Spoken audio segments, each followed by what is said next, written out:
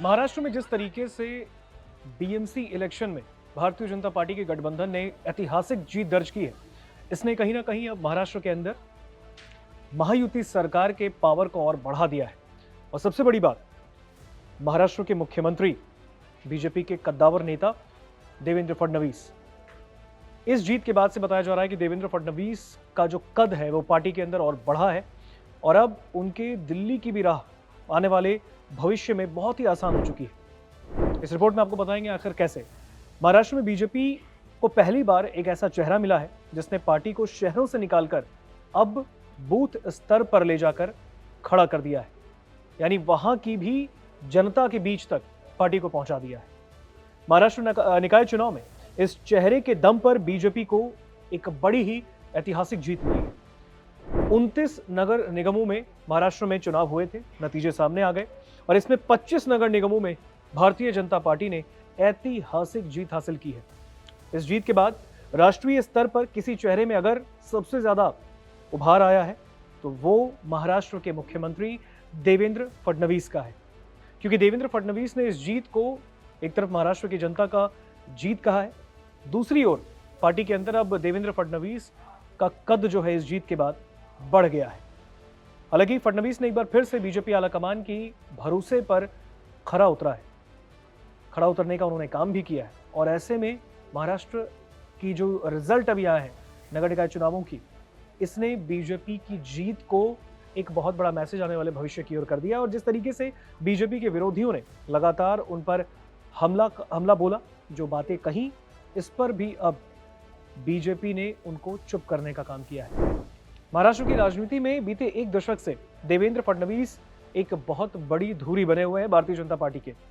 सत्ता में रहे तब भी और विपक्ष में रहे तब भी वो बीजेपी की तरफ से एक मुखर चेहरा रहे।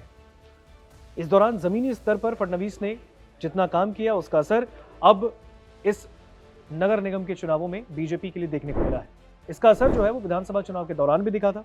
आलाकमान ने भी महाराष्ट्र में देवेंद्र फडणवीस को ही फ्री हैंड दिया है। उन्होंने शहरों से लेकर बीजेपी को गांव तक पहुंचाया है। अब इसलिए भी हम ये कह रहे हैं क्योंकि इस बार के जो नगर निगम के जो रिजल्ट आए हैं, 29 नगर निगमों में जो रिजल्ट आ गए हैं, इसमें जो 25 जगहों पे बीजेपी ने जीत हासिल की है, ऐतिहासिक जीत हासिल की, ये बता रहा है कि अब बीजेपी गांव और बूथ स्तर तक भी लोगों के मन में बस चुकी है और इसलिए जनता ने उनको वोट किया।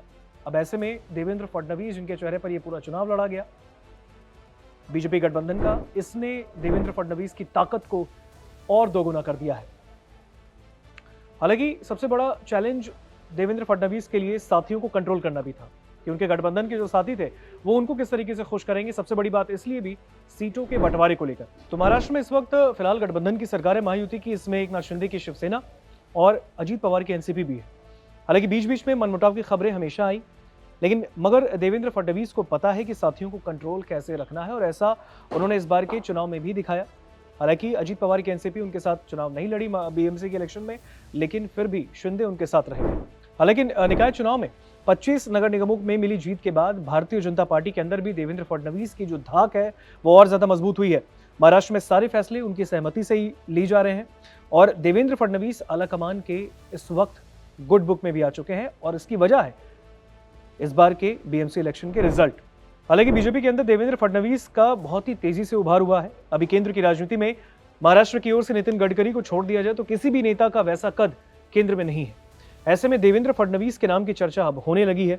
अटल आडवाणी के दौरान में महाराष्ट्र से दिल्ली में बीजेपी के अंदर सबसे ताकतवर चेहरे के रूप में प्रमोद महाजन हुआ करते थे। देवेंद्र फडणवीस के उभार के बाद ये चर्चा सियासी गलियारे में है कि क्या वो आने वाले दिनों में अब महाराष्ट्र से बढ़कर दिल्ली में उनको कोई बड़ा रोल दिया जा सकता है, क्या वो बड़ी जिम्मेदारी निभाते दिखेंगे दिल्ली में, क्योंकि बीजेपी में इन दिनों जनरेशन परिवर्तन का दौर चल रहा है। उसी कड़ी में आपने देखा नितिन नवीन जैसे नेता भी अब बीजेपी के अध्यक्ष बनने की कगार पे आ गए, क्योंकि बीजेपी के फिलहाल वो राष्ट्रीय कार्यकारी अध्यक्ष है और अब उनकी बीजेपी के अध्यक्ष बनने की जो राह है वो लगभग क्लियर है। हालांकि देवेंद्र फडणवीस के पास निगम संगठन से लेकर सरकार तक में काम करने का एक बहुत ही बड़ा अनुभव है, सालों का अनुभव है। वो नागपुर के मेयर तक रह चुके हैं, बाद में महाराष्ट्र बीजेपी के वो अध्यक्ष भी बने और अब वो महाराष्ट्र के मुख्यमंत्री। आपको याद होगा जब एकनाथ शिंदे के साथ गठबंधन में महाराष्ट्र में सरकार बनी थी बीजेपी की, उस वक्त उससे पहले वो मुख्यमंत्री थे महाराष्ट्र के, लेकिन बाद में वो डिप्टी सीएम बने उस वक्त भी पार्टी की जिम्मेदारी उन्होंने निभाई, और जब महाराष्ट्र के विधानसभा चुनाव में बीजेपी ने ऐतिहासिक प्रदर्शन किया, उसके गठबंधन ने ऐतिहासिक प्रदर्शन किया, तो फिर पार्टी आलाकमान ने उनको इसके लिए एक बड़ा तोहफा भी दिया और वापस से देवेंद्र फडणवीस महाराष्ट्र के मुख्यमंत्री बन गए। और अब इस बार के निकाय चुनाव में जो नतीजे सामने आए हैं, इसने आलाकमान की गुड बुक में एक बार फिर से देवेंद्र फडणवीस को ला दिया, और बताया जा रहा है कि देवेंद्र फडणवीस का जो सियासी कद है इस जीत के बाद और बढ़ गया है।